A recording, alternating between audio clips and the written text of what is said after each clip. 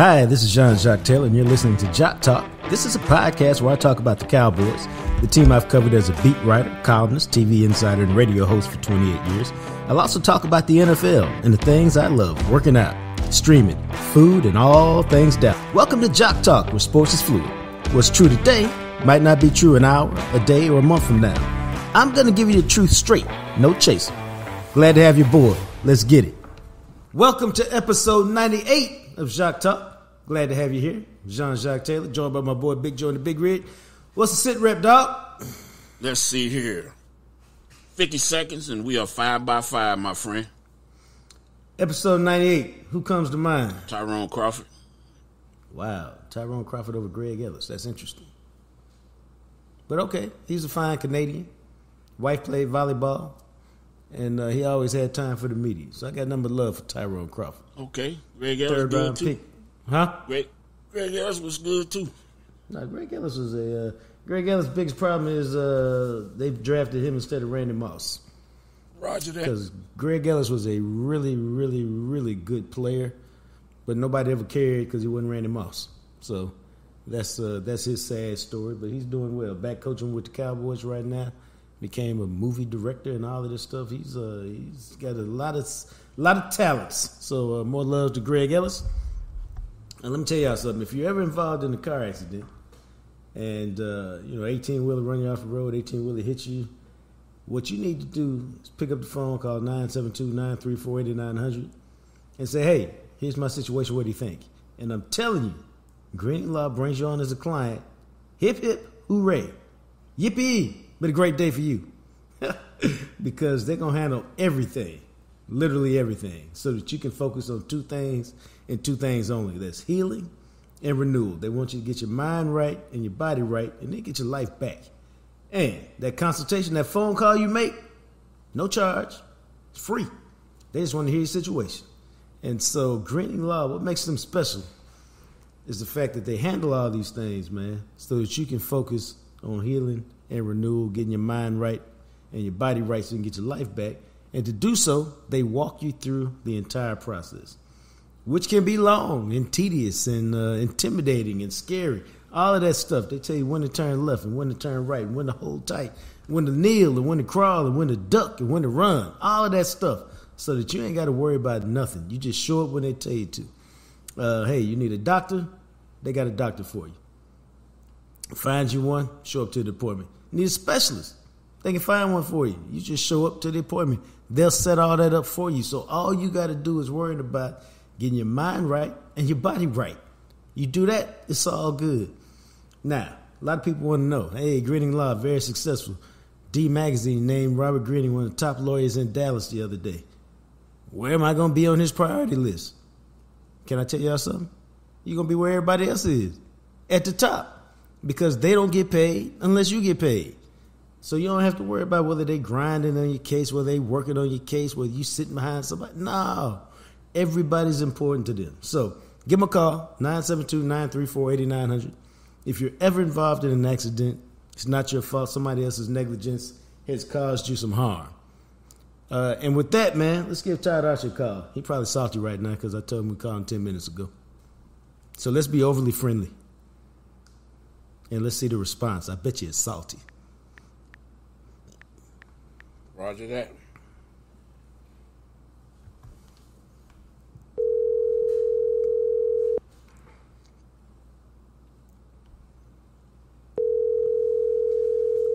It's Todd Archer, brought to you Hello. each and every week. What's up, buddy boy? How you doing, my friend? All right, I'm just saying 3 o'clock. It's now 3:40, then 3:30. Now it's 3:40.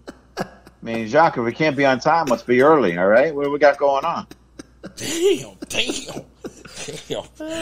In some places, they call me Negrodamus. Oh, gosh. And on to the next subject. I predicted all of that. He said. I feel so good. Hey, man. He said you was going to be spicy, man. That's my boy Arch. Maybe he's spicy because Zeke is coming back. Todd Archer brought to us each and every Wednesday by my friends at Smoky John's Barbecue, where the food is delicious, it's to live for, and it is love in your mouth. Smoky John's Barbecue. Now, I got to ask you, Arch, I got to take a shower after that. Thoughts on the draft? I'm gonna give you an open book before I hone in on a few things. Okay. Thoughts on the draft? It was okay. I like to trade down. You got 2 linemen for the price of 1 in a way. I'm not going to be one of these guys who's going to sit here and say, oh, yeah, I saw Marshawn Nealon play against Eastern Michigan, and he was a beast. Right. This is where I have trouble with all the people who say, well, the draft guides say this. I don't care what draft guys say. This is what the Cowboys say. This is what they think. And pretty soon they'll be proven right or wrong. So that's what matters. Like, my job isn't to say this was a good pick on the day that they made the pick, but we'll see. They used 2 pretty good comps for DeMarcus Lawrence and Greg Ellis when describing this guy.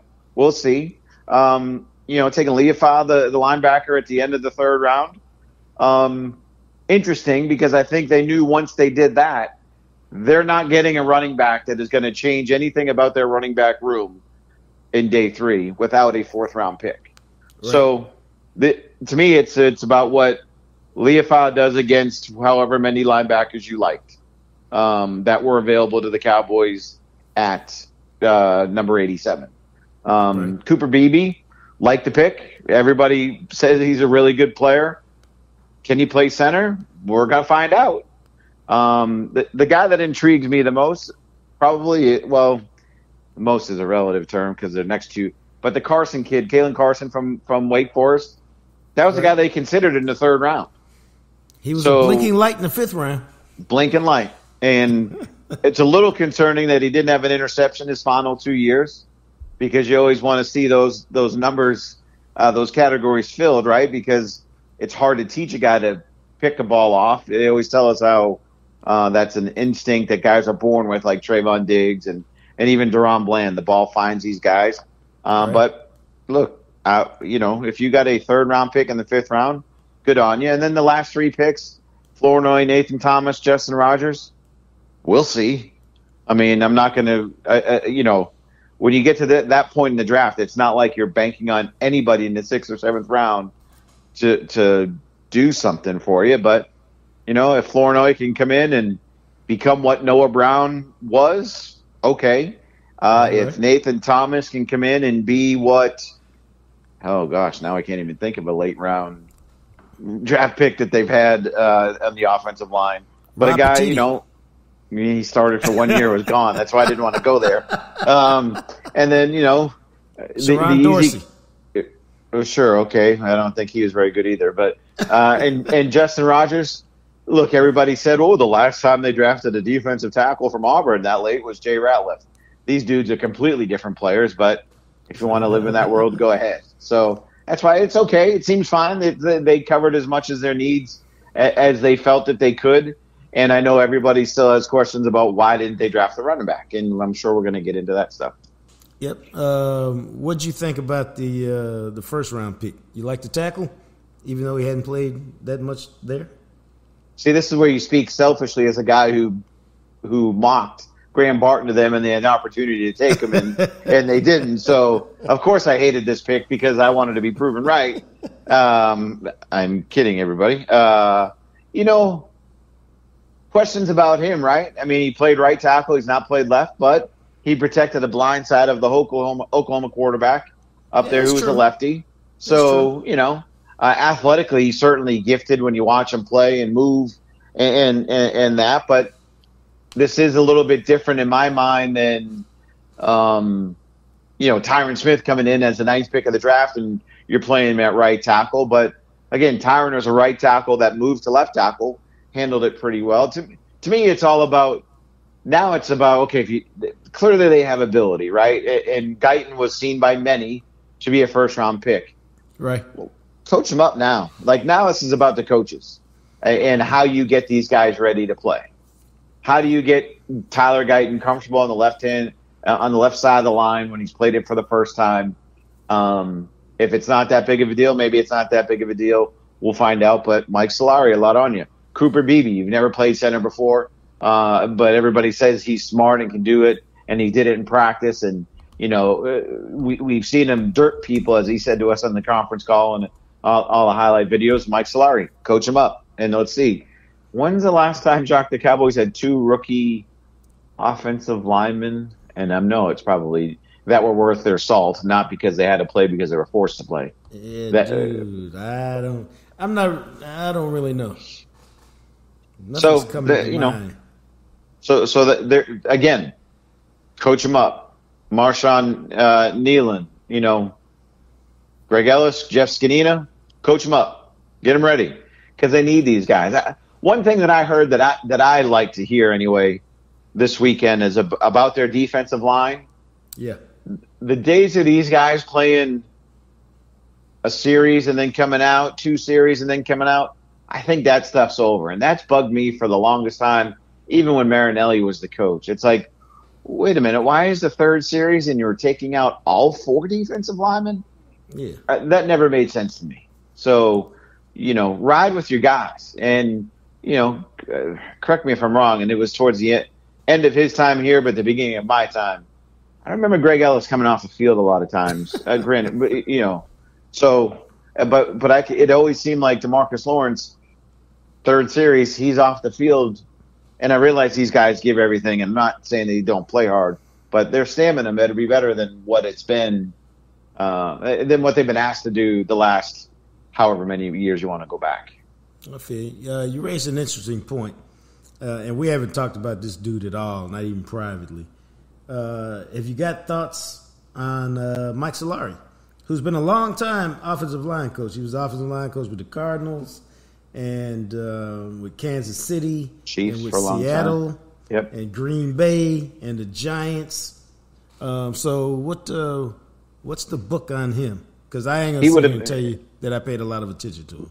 He would have been the Cowboys' offensive line coach in 2018 or whatever it was, instead of Paul Alexander if Jason Garrett moved quicker. So that was so. Look, his reputation is as he's a good teacher. He's been around a long time, coached a lot of good guys. When you look at the offensive line last year, I think you'd say they were okay. Again, nothing great, nothing beyond. But Tyler Smith, first year at left guard, hey man, made a Pro Bowl. Zach Martin. I'll put Terrence Steele's struggles last year on him coming back from the knee and trying to get healthy. Big year for him. Biotish, I thought Biotish was the same player he was under the previous offensive line coach or offensive line system that they had. So not much of a change there. And Tyron's Tyron. I mean, are you really coaching that guy? I mean, what are we doing? What are we doing here? So, right. But now when they need these dudes to be developed and developed quickly, we're going to pay a lot more attention to Mike Solari than we did last year. No, I feel you on that. I thought, did you see Zimmer's influence in the draft in terms of size of guys that they were taking? Yeah, I mean, you look at Nealon. I mean, he's 260-something pounds, right? I mean, that's a little different.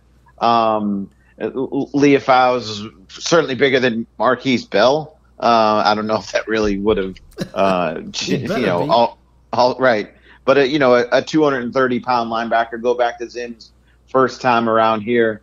Dexter Coakley, I realized, was short, but was proportional. That wasn't a huge 250-pound sluggo type, but certainly bigger than the guys that they had at that position. What do they list Damone Clark at? I mean, he's certainly big enough and he can move, and you see some pass rush in his game. So I think that's the influence. But I mean, it's the guy. And Carson's a tall corner. Well, the Cowboys like tall corners under Dan Quinn. Right. So I guess there was a little bit of an influence there, but I think Zim's biggest influence is going to be in how they play and what they're asked to do. I thought it was interesting when you look at Washington's draft that all of a sudden Quinn was taking some bigger guys. Like, this is interesting. Maybe he learned something. Yeah. Now I found it interesting, and I normally wouldn't do this, but I just thought stuff like this to me is just interesting. Some dude on Twitter says, "Why are we listening to some dude?" No, we're not listening to it. We're just what he said was interesting, even though he's some dude. The only draft pick that I'm skeptical about is Leafau. Let me explain. Of the 24 class of linebackers, he was first in contact rate and tackle efficiency. No, he was worst at contact rate and tackle efficiency, and he missed 19% of his tackles.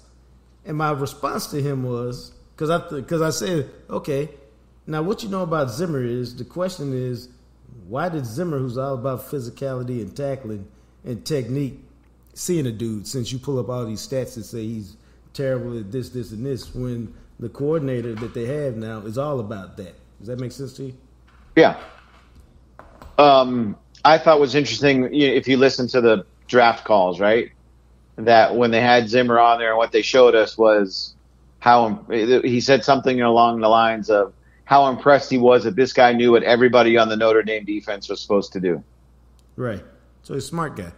Right. So that means a lot, right? And he's not going to be the, quote, green dot guy this year. That'll be Kendricks. But maybe that's something that he grows into.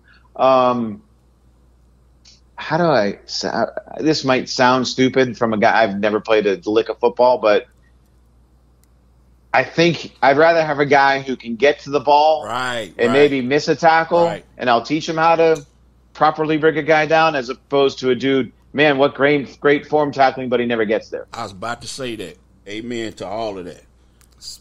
Oh, all right, I feel good. Let's end on a high note. I was going to ask, what else did the former linebacker have to add to this? That's what I was going to say. I'd rather teach you to tackle, because once you can't teach somebody to get there. That's exactly what I was going to say. But Todd said it all. It's all good. Yeah, all right. Well, good. I'm glad we got that cleared up. Now let's before we leave the draft, let's circle around Washington. Do you think they got appreciably better? Whatever attention you paid to it with Jaden Daniels coming in at quarterback. Yeah, they're better, and they're better because I don't want to say they couldn't be worse. I think they got better. They had a good draft. You have the number one pick in the draft. You better do okay. And they made some moves to get some other guys that certainly help them. I love the Sandersville kid from Michigan that they took in the second round. Yeah. Talk about something that Dan Quinn doesn't do. Well, he's a smaller cornerback. So, he clearly Jordan Lewis grew on him because Michigan ties with all that kid and everything. So, I think Luke McCaffrey was a guy that the Cowboys were interested in. Maybe not in the third round, but I think you could have seen him here in a later round pick. Jordan McGee, another linebacker they signed, was a Cowboy 30 visit. So, yeah, I think they had a good draft, but have they closed the gap enough where you think, yeah, they might win the division? They might finish second in division. I don't think so. I don't think either of the NFC East bottom teams, close the gap that much on Philly or the Cowboys. No, I think with the Giants is all about taking Malik Neighbors and seeing whether they can get one good year out of Daniel Jones before they decide to just take the big cap hit and get rid of him. Right. And that, depending on what you believe or whatever, that they were interested in going and getting a quarterback. I'm sure Daniel Jones appreciated that they had showed that much faith in him, and then when they couldn't make the deal. Neighbors, it looks like he's going to play the part of a big-time receiver, but again, if you can't get the ball to him, what good? I almost said Tyrod Taylor, but I know he's with the Jets. Who's the Giants' backup quarterback at the moment? Just a guy. Who is it? Okay. That would be that he might end up playing more than Daniel Jones this year, though, just based on history. Was it the Italian kid? Tommy DeVito? Yeah, I guess he's still there, but good. Play him. You'll be back as a top 5 pick in next year's draft. I like the Andrew Phillips kid, their third-round pick from Kentucky. I thought he was a good cornerback, good choice there. And Tyrone Tracy, the running back they took from Purdue, was a guy that the Cowboys were interested in.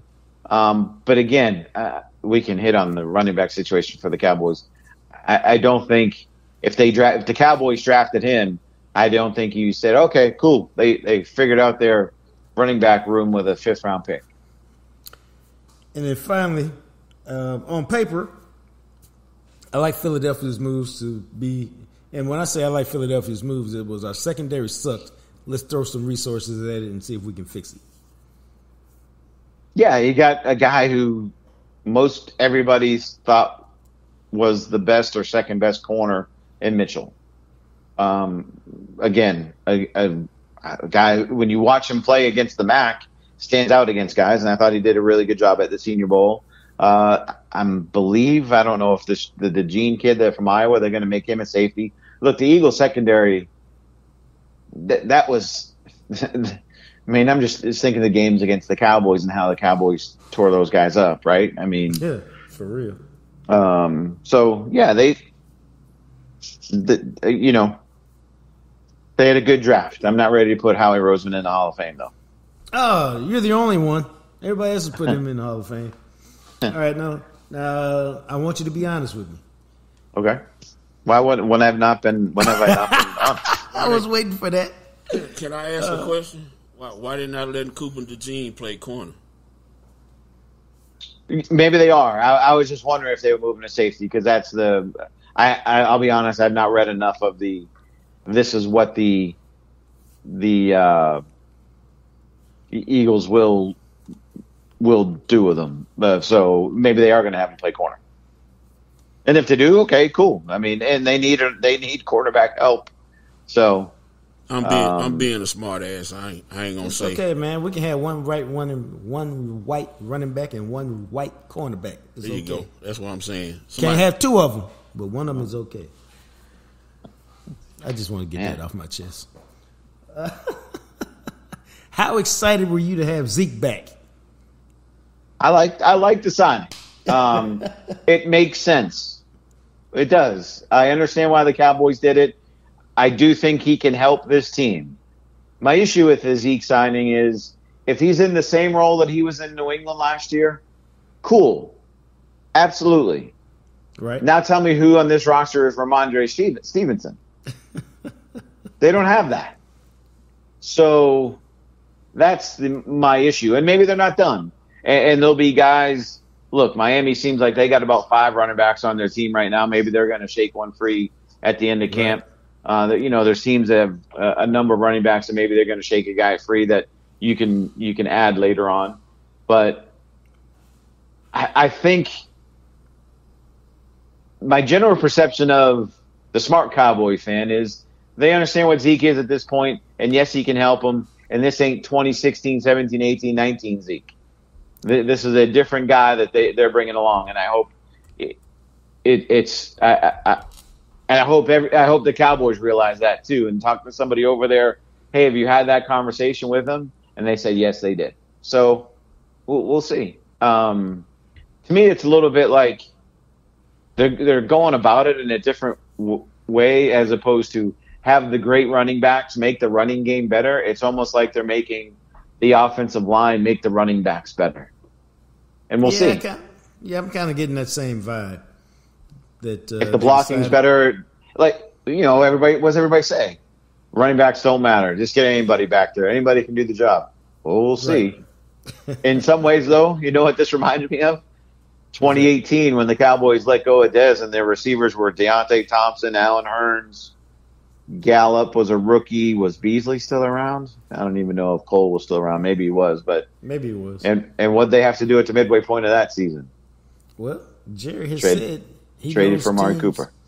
He's knows teams that have traded for a running back at midseason and gone to the Super Bowl. And I was who are those teams? I was thinking, is he talking about Marshall Faulk and with the Rams or something? That wasn't a midseason trade, was it? Well, Jerry's old, so he may have meant before the season. But still, not too many of those come to mind. But that's the only one that really jumped off of my head. Like, maybe he's talking about Marshall Faulk. And Marshall Faulk in his prime and Zeke at the end of his career are not the same runner. But I guess if he was talking about adding somebody, he wouldn't be talking about Zeke. So, enough of that. Zeke led the Patriots in rushing and in receptions last year. Now, the rushing might have been career lows, but he still led the team in rushing. And the 51 catches, well, hey, that's for 300 and some yards. That's not bad. But I think back to certain situations last year where if the Cowboys had Zeke, maybe things would have been a little different. And think of early on that Miami game where I still can't believe Tony Pollard didn't score on that. I think it was a toss play, but it's definitely a wide run where he didn't get in. Zeke scores there. Well, Zeke scores on that play. So one is they're probably not running that play for Zeke, but they're running another play that he can score on because he's still got the vision. Just what happens when you get older is you can't get through the hole. Well, if we're talking short yards and goal line, you don't necessarily have to get through the hole. You just have to get there, burrow, and then go get it. And he's certainly capable of doing that. So how about this stat, Jacques? Let me see if I can find it real quick. Of the Cowboys' current running back room. Uh-oh. Yes. They combined for 2 rushes of more than 20 yards, of at least 20 yards last year. Both from Rico Dowdle. Wow. I didn't even know he had 2, so I'm impressed. So Rico's had twice in his career, he's had games with at least 10 carries. Royce Freeman's done that 19 times. Malik Davis has done it once. I feel bad. So, I had not even heard of Royce Freeman. Had you heard of him? 3rd round pick at Denver. I think I've heard of him because I remember him going 3rd round to Denver, and he actually played pretty good early on out there, and for whatever reason, it just didn't take any kind of step. So, and maybe it's because he played for the Broncos and they've been bad lately that I hadn't heard of him because it's not like they've been on national TV or whatever. Yeah. But wow, I was like, gee, and he's been around 5 years. Best season his rookie year, 130. It's either that or a second year, right? Second year is kind of about the same. Yeah. Yeah, about the same. What do you think of my theory though of once they didn't get a running back in the 3rd round and they didn't have a 4th round pick, did it really matter if they drafted a running back and not saying you can't find successful running backs later in the drafts. I gotcha. But if you're counting on a rookie to contribute right away, I just don't think you're going to get a guy on day 3 to say, here's our every down back. No, I think you're right. I think once they just made a decision like we talked about. They just decided, let's take the linebacker. We like what he can do for us. We don't know if he'll be there by the time we draft again. Running backs are a dime a dozen, maybe 2 dimes a dozen. So we'll go find one somewhere, somehow, some way. The Jets got 4 or 5 of them. The Dolphins got a handful, like you said. Hey, isn't Dalvin Cook still out there? You can bring him around if you want to. Nah, that's fine. I do wonder if, could they have moved down at the end of the 3rd and gotten either a later 3 and a 4 or 2 4s from somebody? I think there was an option trade back. I'm curious of what they could have got for, where maybe they could have ended up with Leafau and a running back in the 4th. I don't think you would have seen Leafau there in the 5th, despite, again, and this is where you fall back, well, the draft guide said he was a 5th or a 6th round pick. Okay, cool. That doesn't tell you what the other teams in the NFL thought of him. Not only that, the reason why there's diversity in the draft is my board, he might be a 3rd round pick. Somebody else's board, he could be a 6th round pick. So my board's the only board that matters. And so many times people lose sight of that. Yeah. Real quick. Nope. I'm going long. I bet you can't. They're spinning the block again with Damian Wilson. Why are we spinning the block with Damian Wilson? I mean, I realized he was here for a minute last year. Yeah. Why not? What are you losing by having him here now and into training camp when who are you not bringing in at this point of the season that could be better? Right? Yeah, I guess, man. But look, the best case scenario is he's your 4th linebacker and a 4-3, and he's a professional guy that the other guys can look at and follow and see how he does it. Because look, let's take Mike is not a linebacker, so he's not in that room. So you have Kendricks in there, a dude who's done it, a guy that you can follow. But Timon's still waiting for that guy to become what they hoped he would be. You've got who am I missing? God bless you. The rookie they just drafted, Overshown. Like the more you got veteran guys, I think that helps to a degree. But I don't think this is taking. He's not taking the spot of another guy that at this point in time that is gonna move the needle or be a game changer for him. All right, and my last question. Jerry Jones raised this, and I'm paraphrasing here. He goes, "We basically got to cut back on the talent around Dak because we got to pay all these other people, and that's fine. My problem is, and this is, I don't think I've said this before. There's only 3 or 4 or 5 guys who can really elevate their teams and put the teams on their back and carry them. Mahomes is one, Aaron Rodgers has been one, Tom Brady has been, but those are all Hall of Fame caliber players. Every time you've asked Dak to really do heavy lifting and really be that dude, you've had poor seasons. Like, I don't think he's that. We talked about 2018. Yeah, and so I think it's unrealistic to say, "Hey, Dak, carry us with lesser talent," because he hasn't proved he can do that. Do you think something's changed? I think in Jerry's mind, he saw how he played last year in his first year with McCarthy and thinks this guy is at a different level than what he had been. My counter to that is Dak has had good seasons before with Kellen Moore that are similar to what he did a year ago. The year he had 37 touchdown passes comes to mind. But again, he had high-end talent. It is interesting that Jerry says, "I love this roster, but we've cut back on the talent, so Dak better do more." I don't know how those two things make a lot of sense. But it's certainly shaping up in a way where if you want to be this kind of highly paid quarterback, then you better raise your level. You better not only play yourself play at a high level, but raise the guys around you the way Mahomes does it. And look, I'll say Joe Burrow he's gotten to conference title games and to a Super Bowl in Cincinnati. Like, I've been there. Jacques, you know it. Like, what he's done there has been unbelievable when you think of the history of where the Bengals have been. So I would put him in that list. Josh Allen, I'd put him in that list. And now with Josh Allen this year, I think he's being asked to do a little bit of the Dak thing too, because there's questions about his receivers, even if they got Keon Coleman there in the second round. But they lose Diggs. So, I think this is just the nature of it now with when you have these quarterbacks making this much money, they have to be, the rosters have to be constructed this way. Even the Chiefs, right? I mean, they got rid of Tyreek because they knew the money was coming and name their high-priced receivers. Gosh, please don't tell me there is one off the top of my head. There's not one, right? High-priced, I'm saying. And they got the tight end. So, right. Yeah, well, they made the tight end a high-priced receiver. Just gave him a 2-year, $34 million deal. But they just took Worthy in the first round. They took Rashee Rice, I think, in the second round last year. So they're trying to throw draft resource there, which is fine because, it makes sense given Mahomes and that gives you control over them for a little while longer.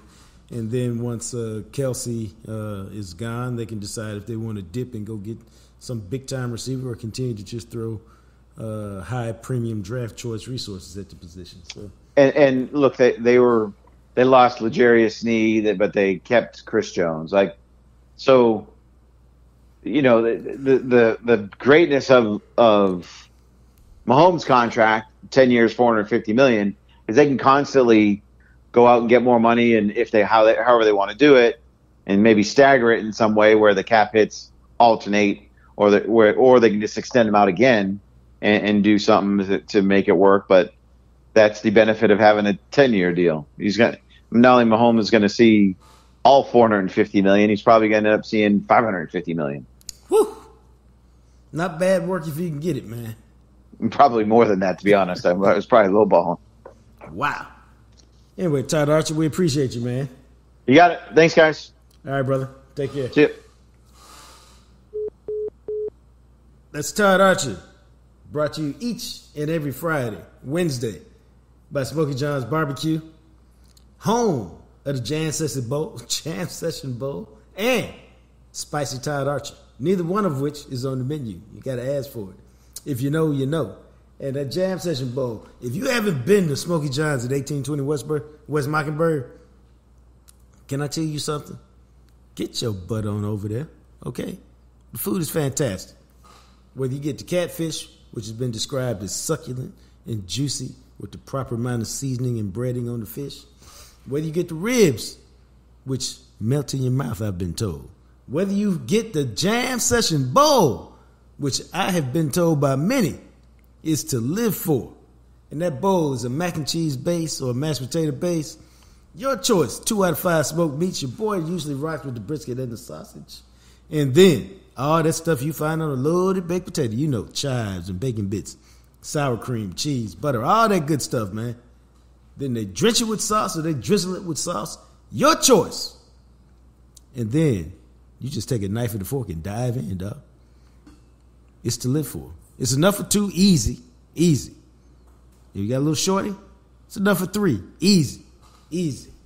Very seldom have I seen somebody sit down and take care of the Jam Session Bowl by themselves in one sitting. It's happened, just doesn't happen often. Matter of fact, we need to get Dave over there to get a Jam Session Bowl once he comes off his eating plan. He's trying to get sexy for the summer like a lot of us. But the Jam Session Bowl is to live for. It is delicious. And check this out. If you need Smokey John's in your life a little sooner than that, you can go to SmokeyJohns.com, click on the marketplace, ta-da! Get the shirt or the ribs. I mean the rub, which is right here, or the sauce, or you can buy a T-shirt too. And it's all fantastic. Be at your house in a couple days. If you need it more immediately than that, can I tell y'all something? They got Smokey John's rub in your grocery store, HEBs, which are blowing up all over DFW. They got them in Allen and McKinney, Frisco, Burleson, Waxahachie. The rub is on the shelves. Go get it. It's fantastic. Whether you're putting it on meat, chicken, beef, it's all good. I put it on some popcorn the other day. No cap. It was fantastic. But that's Smokey John's rub. It's delicious. It is food to live for. Smokey John's Barbecue. It is what? Love in your mouth. Yum, yum, yum. Now, bro. Game 5. Your Dallas Mavericks. What do you think? How you feeling going into Game 5, man?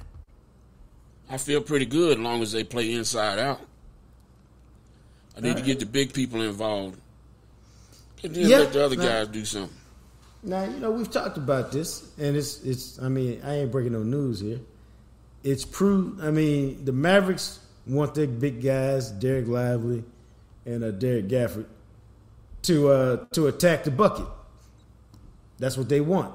And when they've done that in 2 games, they've won the 2. They did not do that in the last game when it mattered early, and they found themselves outclassed and beat up and down by 31 in the middle of the second quarter, which is a terrible way to start. But I was looking it up right quick. Gafford 1 for 4, 5 points the other day. Lively was 4 for 4 for 8 points, which is fine. But all of his points seemed to come in a very short burst when they were making their comeback. So both of those guys need to get much more active early. But here's the deal, dog. The Mavericks were down 39-16, and the Clippers shot 8 of 11 threes in that game. I mean, you're not going to beat anybody playing that kind of defense. And in Game 1, the Mavericks were what? They were down 34-22. They were down 34-22 after the first quarter and only scored 8 points in the second quarter and were blown out in the first half. So it seems to me that we should be able to look at the first quarter of Game 5 and we'll know really what's going to happen. If the Mavericks start fast, and it's a ball game, then I think they get the advantage. And if they start slow, then we'll be looking at Game 6 in Dallas on Friday with the Mavericks needing to win to avoid elimination. I still think that they're the better team. I think they ultimately will win the series in 6. I think they're obviously that means they'll win Game 5 against the Clippers. But, they're going to have to work for it. They're going to have to scrap for it, and the Clippers ain't going away easily. But I think the Mavericks are the better team. What do you think? Yeah, I agree. I just think you can't burn all your gas, coming back from 39 to 16.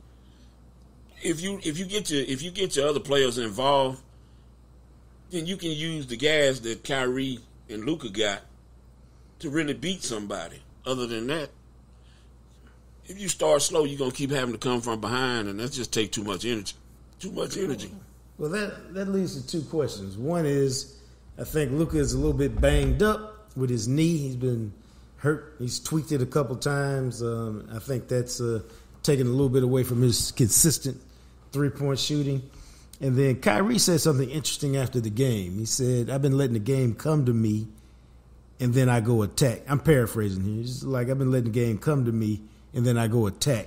He said, I think I'm going to start a little faster, try to start a little faster and be more aggressive early.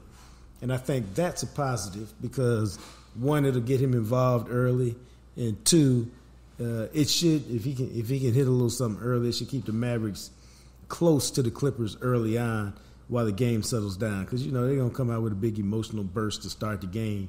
You just got to match that energy, let it settle down, and then, see where the game goes. And so I think Kyrie will come out aggressive in Game 5 and really try to assert himself. And that'll give Luka time to work his way into the game as well. So I think that's how they're going to attack it. And it'll be interesting to see, whether Paul George and, James Harden can do that same thing again. Because, and what's interesting is, and you mentioned it, is that Westbrook is not really an offensive threat anymore. He's more of a disruptor. And whether he's disrupting you with defense or, doing some subtle things on offense. But he's not a scorer anymore. Matter of fact, you'd like for him to shoot as much as possible. But he can still impact the game, and he did that the other day. And so they got to have an answer for him as well, too. Yeah, the best thing to do with Westbrook is get physical with him and make him go out of his mind. Because he don't mind being a thug. And if I must say, he is certainly an asshole now, Dave. Damn, he all that, though? Yeah, because I don't like it. I don't like the way he grabbed Luka by his shoulder and twisted him around. Right. He got, Luka had a bad leg anyway. And when you just grab somebody like that, ain't no telling what could happen. All right, so that's Westbrook been doing a lot of scrapping and hard fouls and unneeded stuff. So, he officially on your poop list for sure. All right, then let's. So that's the Dallas Mavericks. They got Game 5 coming up on Wednesday, and then let's quickly shift to your Dallas Stars, man. They showed me a little something. I thought they were done after losing both games at home to Las Vegas, but they won 4-2 last night. They won 3-2, I believe, in the other game, in Game 3. But it's a series again, and so I had this question about the Stars, and I don't watch the Stars as closely as I used to, so I didn't know the answer. But my question was this, and it's I like to have these nuanced conversations. So if you got 8 guys who scored between 20 and 30 goals, nobody else in the NHL is close to that. So it speaks to the Stars' depth and their versatility that they got 8 guys who scored between 20 and 30 goals. And the youngster, Wyatt Johnson, led the team with 32 goals, I believe. Jason Robertson was second with around 30. All right? So you got that going. But here's my question. I said it's nuanced. They're all really good players, but there's no Mike Modano. There's no great player. And so sometimes, great players, there's nothing you can do with them. They can assert their will on the game, and at a certain point, you just at their mercy. Like Ovechkin in Washington in his prime. There ain't nothing you can do with Ovechkin. He going to do what he do, and you hope you can win even if he score a goal or two. Or even Brett Hull or Modano in their prime. At a certain point, they're going to do what they do, and hopefully you can survive it. But I was wondering, because the Stars got a bunch of good players and no great player, if that was hindering them a little bit because they didn't have any one particular player that they could count on. Does that make sense? Yes. I'm only here so I don't get fined. And all hockey questions are rhetorical when you're talking to me. So I just wanted to know if it made sense theoretically. Yeah, it does. It's just because if you got a bunch of guys who can score, you go with the hot guy. Yeah.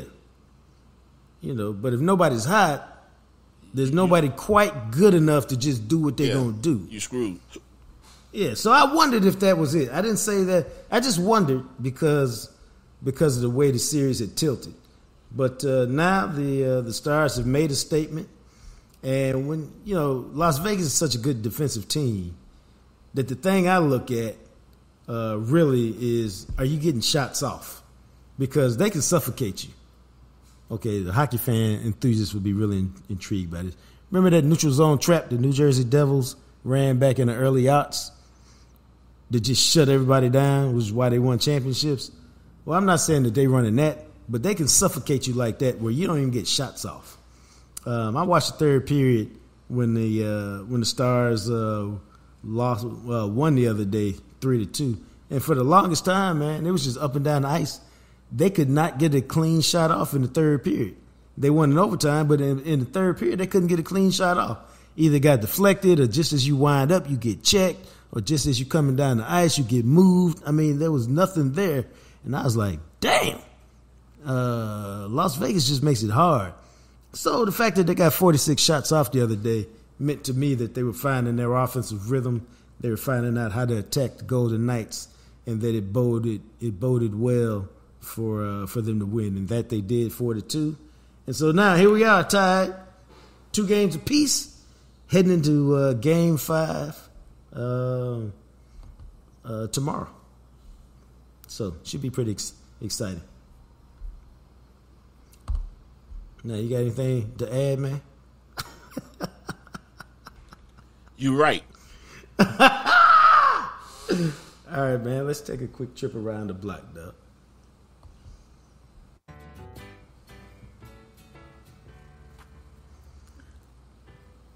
This came to mind the other day because Luka Doncic was driving to the Mavericks game in his old school 1968 Chevrolet Camaro, which I thought for a minute was a Challenger because they kind of look alike. It's a really nice, as you would expect from a multimillionaire, Camaro, and it was wrapped kind of like his shoe. One of his shoe colors are. It was kind of like a dark purple with a violet purple in there. But it was pretty cool. But it got me to thinking, man. What was your dream car as a kid? Dang.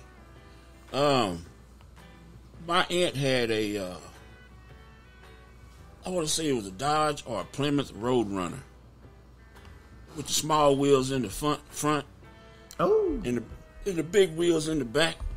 And it had it was black with the white stripe, and it had a Roadrunner on it.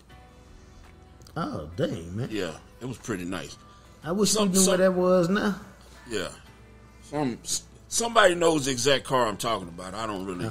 I'm looking at it on Google right now. Yeah. Damn, that's nice. Yeah, mine won the Gene. May she rest in peace. I wanted I used to really like the Dusters.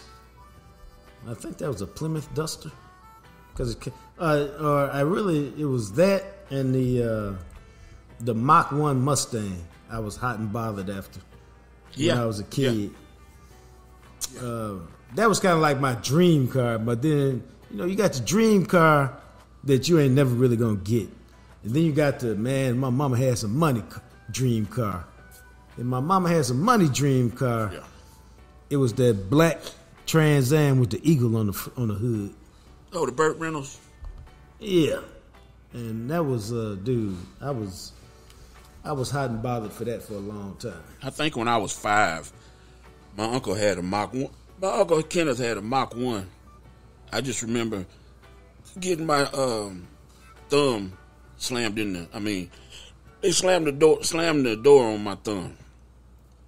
Damn, dog, who did that? Your brother? No, I was getting in the car too damn slow. Probably. That sounded like it hurt. It did, but the cussing out for getting my thumb slammed in there. I told you get your ass in the car. Now this is always interesting. R.I.P. Aunt Janice. Now this is always an interesting question to me. How many cars do you think you've owned? For me? Yeah. About 17. 17? No shit. You know, you already know. Is that a big number? Do you think? I'm trying to sit here and go down how many cars I've had. I've never owned them. Maybe I've owned a couple of them at once. But well, I mean, you ain't got no 17 car garage. So. No, I'm saying, like, I'm not trying to be a big shot. I just spent. Well, that's not about a big shot. That's just what you like. You like cars, and so you tend to have a car, or you tend to, some people go through cars. Some people, every time you look up, it seems like they got a new car, and then some people, every time you look up, they got the same car. Well, it's not good or bad. It's just what people like. The same reason, and we're going to get back to your cars in a minute. The same reason why I was having this conversation a few weeks ago, and I told somebody, if I had money, I would have 6 or 7 cars. It wouldn't even be a big deal to me. And the dude looked at me and said, how could you have that? I said, oh, real easy. You got your Mercedes sedan that you show up to at your business meetings. You might have your Honda Accord that you put your miles on during the week. You might have your SUV that's tricked out. You might have your Porsche sports car. And then, if you're married, your wife got to have 1 or 2. That's about 5 or 6 right there. And I ain't worked hard to get to that. That seemed to me very big. If I had the money to insure them all, and I had a 5 or 6 car garage, and I had disposable income, I could do that real easy. It wouldn't even be hard for me, dog. I see why athletes and people who have money have a variety of cars. Like, I might want a Jeep because some days your car fits your mood if you can rock it like that. But anyway, so your 17 cars. What was the first one? Let's see. I think my mom gave me a 73 Caprice, and then I had an S10 that I actually bought myself. Yeah. I had a blue one. I had a red one, then I had a blue one. I had a bug. I had a rabbit. I've had all kind of cars. The thing is what the reason I was able to buy so many is because I finally understood all the numbers at about my 7th deal. Then I started understanding equity and what you get back, or being upside down or not being upside down. And then my damn credit score. I understood all of that. All the things you need to understand. So I was always getting money back. To put down on the next one. Yep. Instead of carrying over the negative equity. I only did that a couple of times. And then I got out of that. So it's like my last car I bought was, I had a dually. Had a Dodge Dually, 2017 Dodge Dually, but I had it for 2 years. Right. But as a truck driver, I only drove it out of town every now and then.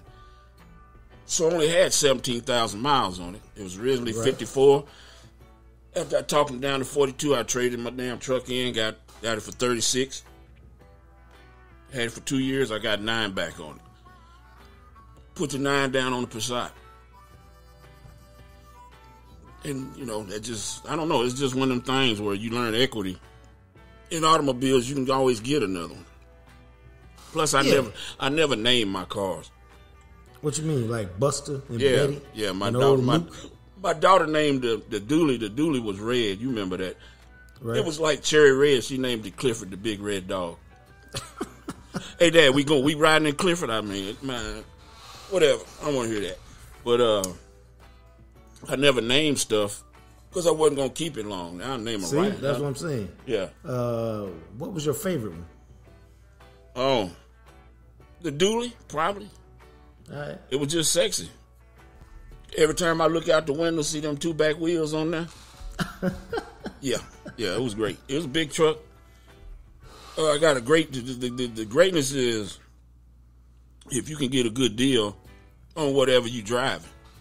Right. You know, if you paying too much for a good car, that still kind of takes away from it. But if you get a good deal and you love the car, it make you feel even better. Right. Now, for me, I just did the math. How many cars you think I've had? Now, I'm talking about cars that I was primary driver. I'm not really talking about cars like your wife. It's in y'all possession, but your wife really drive it, or your kids really drive it. Let me see. Seven. That's a quality guess. I've had 1, 2, 3, 4, 5, 6, 7, 8, 9, 10. Yeah. Started off with a Volkswagen Beetle. I think I told y'all about Stymie the Beagle the other day. 71 Bug I bought for myself. And then when I went to college, I've always loved sports cars, man. I just always loved sports cars. I got a Volkswagen Carmen Ghia. It was the best and worst decision I made. Best because it was a sporty car. It was a Volkswagen, so it was fairly reliable. But because even then in '85 they were phasing out Carmen Ghias, and mine was like something called an automatic stick, which was in between an automatic and a stick, so it had some different stuff on it. And I couldn't really afford to get it fixed when it was messed up, and so I just kind of ended up running it into the ground and never got it fixed. That's one of my few regrets. I'd like to get one now that I had the money to retool and fix up, and I would love to do that. But who knows? That thing probably costs, I don't know what it costs to get one that's in really great shape right now. I might look that up and see. But the Carmen Ghia, man, it was fantastic. $18,000 right now, dog, for 1963. $20,000 for 1971. Man, I wish I had that Carmen Ghia right now. Then I had a Buick LeSabre that I burnt the engine up because I ain't put no oil in it. Then I got a Nissan Sentra, dog, at 21% interest because I was right out of college. And then I got a Saturn. You remember the Saturns, man? Do they make the Saturn anymore? I thought you had a Stanza, right? Oh, didn't I say a Nissan Stanza? What you said a Sentra. Oh, okay, it was a Stanza then. See, Joe know the car better than me. See, all them cars that you talked about in college, that's why I missed your 10. Right. I started at the Stanza. Oh, you started counting for real. Then I had the Saturn. Then I got my Honda Accord. I did not remember the Saturn. It was midnight blue. It was a really nice car. Somebody wrecked it. I mean, I was driving it, but somebody hit me from behind before I knew green and law. I might have got paid. And wrecked it. And that's when I got my Honda Accord. And the Honda Accord was the first new car I'd ever had. It may be the only other new car I've ever had, because most people tell you buying brand new cars is not a good deal. You need to get one that's about 2 years old with low miles to maximize your money. But it was 2000, and I knew what I wanted, but I couldn't find it. I wanted the two-door coupe, but none of them appealed to me, and I was mad. I'd been about 2 or 3 dealerships. Chris Perkins was with me amongst other people that day, because we were just going around Arlington looking at cars. And I saw this candy apple red Honda Accord with gold trim everywhere. And I walked over to a salesman. I said, you see that one right there, man? He said, yeah. I said, I want that one right there. I want everything on that thing right there. He said, okay, we can do that. I said, no, I don't want that one. I want one that's white and chrome. But everything that's on that red and gold one, I want it white and chrome. And you know what that man said to me, man? It's one of the funniest lines I've ever heard a salesman say. Think about it when I tell you this. He said, it's 2000, man. Anything is possible. Wow. Anything is possible. But he's like, it's 2000. Anything is possible. Because this was like April. So it had only been the new century for 3 or 4 months. And I kept that car, man, that brand new car, for, I think, 17 years and 350,000 miles. Amen to that. Got another Honda Accord right after that when the Cowboys moved to the Star. Because I said, this Honda is not going to last going 45 miles back and forth to Frisco every day. In between that, I got a Cadillac XLR, which was a beautiful, tempestuous woman. When that car was running right, it was the most beautiful thing I'd ever seen. Only problem, it was never running right. I had that car 14 years, dog, and put 30,000 miles on it because it was never, ever running right. And then I got a Camaro recently, probably about 2 years ago. And then I did like you did. I ran into a sweet deal on a Porsche and picked that up. And so I told you I like sports cars. So that's my car journey. I think this was inspired by the fact that I've been telling you I'm finna sell my Porsche because I like it, but I don't love it. I got something else I want in mind, so I'm going to take that money. I'm going to do the Hartfield, put that money up for a little bit, save for about a year, because I got something I want in mind, but I want to pay cash for it. I want another car note. But so almost, huh? The thing with what made it easy for me is that I was a truck driver, so my car stayed parked a lot too. Right, you ain't put no miles on, so that's good. Not at all. No wear and tear. Not at all. None of that. As soon as I drove up to trade in my dually, the guy walks out. He starts taking pictures. My wife said, "He's taking pictures of your truck." I said, "It ain't my truck no more." He about to give me $38,000 to $40,000 for that truck. And I owed like $29,000. See, that's what's up right there. Give me that. Thank you. But it was also inspired because Content Dave got a new vehicle. You know, him and Joe call them vehicles. I call them cars and trucks. They call them vehicles. He got a new vehicle, so he walking around smiling because he done like Joe. He done beat the salesman up, left him bruised and battered, had to call the ambulance for him and take him down and put some sutures in before he left. And so he been smiling all day because he beat up the salesman. And so that inspired this car talk. But I like car talk, man. It's funny to see. When you walk outside to get in your car, you're supposed to look at that shit and go, hell yeah. And then sometimes you walk outside and it's the first of the month, you go, shit. That's a great point you make because I got my car washed yesterday. I try to get it, I finally found I've had several good dudes because I like them hand washed when I'm in that kind of mode financially. And this guy's even better because now you got a bunch of mobile guys who'll come to you. And so he came to me, and when he finished it up yesterday, man, I looked at the thing. I said, you know what? I said, dog, this car look good. Let me hop in here, pop the top down, and go for a ride. I ain't got nowhere to go. I'm just finna go. And it's interesting because I think in Dallas, where there is no real public transportation, you and your relationship with your car is different than it is in other cities where it's just a mode to get here to there. In Dallas, you literally spend so much time in your car that it's nice when you got a car that you like, that you enjoy, that like you said, when you see it and you walk into it, you're like, you know what? Come here, baby. Let me hop inside you. You should see what the Content Dave just did, man. He just did a little skip. He probably can't wait. He probably going a long way home to Rowlett today. Looking for traffic. Let me see where the traffic is thick so I can just sit in it for a minute this time of day. But no, I've enjoyed the car talk, man. Yeah. Very much so. Well, once you understand equity, man, it's easy. It's easy. It's how they try to, we could talk about it another time, but how they try to give you all them old fake ass warranties and stuff. Dave just got through telling me about that. Yeah. They try to give you them fake warranties and eat up your equity. Yep. You got to turn that stuff down because you're overpaying for stuff. You don't need to the tire warranty, the scratch and dent warranty, and all that. I don't want none of it. It's two negotiations you got to worry about. One with the salesman and the sales manager, and one when you get in the finance office and they try to add all that stuff on. All that stuff you work to get down, they try to add it back up. Now, what approach are you? Because, I take the 7-letter cuss word approach, which is I don't want none of it, and I don't want to hear about none of it. Thank you. No, I just tell them I don't want it, just period. It's the same thing. No, thank you. I don't get mad at all.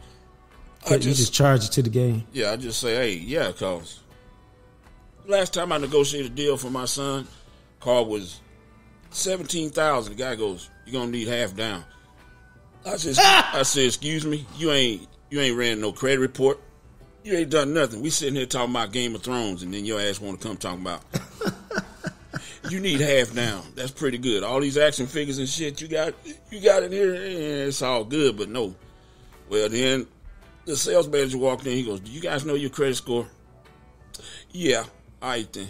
So he went from $8,000 down, $600 a month to $3,000 down, which is what we was offering, because I taught my son equity, and he got $6,000 back on his car. I told him, "You're gonna spend half of that."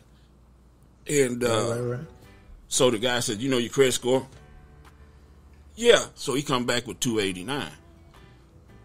And my son goes, how did that happen? I said, "I'll tell you later." He realized that we was smart consumers. Right. So we go to the warranty office or whatever to close the deal, to the finance guy. And I get up. I said, "Man, I'm going to go check for a part for my Volkswagen." I went to the parts place and I said, "No, let me turn my ass around." By the time I got back, took me 5 minutes to get back.